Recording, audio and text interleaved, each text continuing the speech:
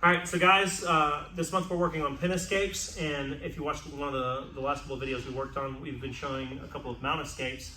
But let's talk a little bit more about how to get out of the high mount. So we've already worked on how to get out of the low mount, but when somebody gets in the high mount, it's a little bit more difficult, right?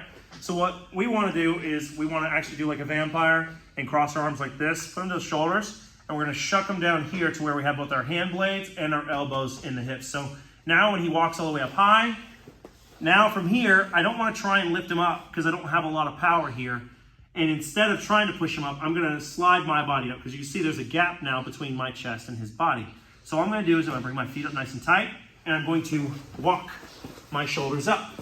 As you can see, I can outrun him until he has to bring his knees up, right? He brings the knee up, boom, elbow in, push the knee down, and we catch one into quarter guard or immediately feed it to our inside lockdown style.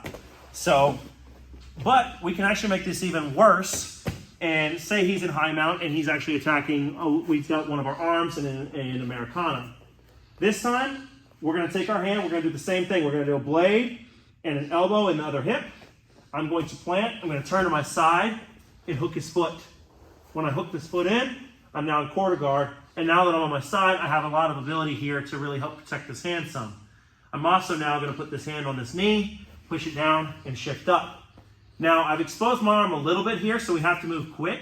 I'm going to immediately turn my feet.